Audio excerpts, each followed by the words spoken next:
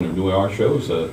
Tom will either come in or call in, and I call it his radio side chat, but he's got an interesting little thing about Ben Franklin he's going to share with us. Well, this is interesting. In 1964, on Broadway, it ran for 215 performances, was a play entitled Ben Franklin in Paris, and it was a fictionalized account of Ben Franklin's trip to see King Louis XVI to ask him to support this American Revolution. And well, the play has had a little bit of celebrity, not a whole lot. Robert Preston played Ben Franklin, and at the end there's a finale where Ben Franklin gives a soliloquy. And I thought I'd read this to you just prior to him getting his audience with King Louis XVI. And he's reflecting upon the status of liberty in America. And he said this: "I have heard about a cask of good Madeira wine into which a small fly fell, which cask was corked and was shipped 3,000 miles across the sea, where after 20 years of lying in the dark was brought up, was opened, and the first glass filled from it.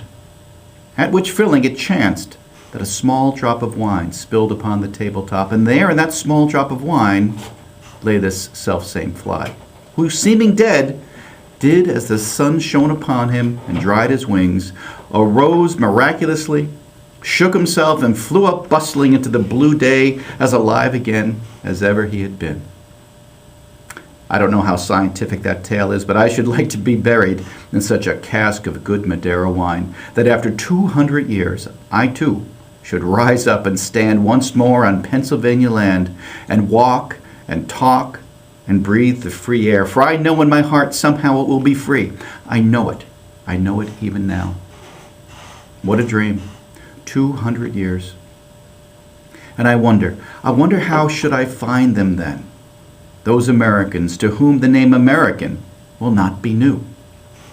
Will they love liberty, being given it outright in the crib for nothing?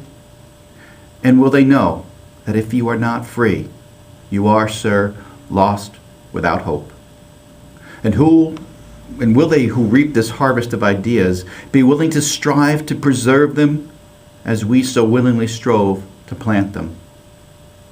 That all men are created equal, and that they are endowed by their Creator with certain inalienable rights.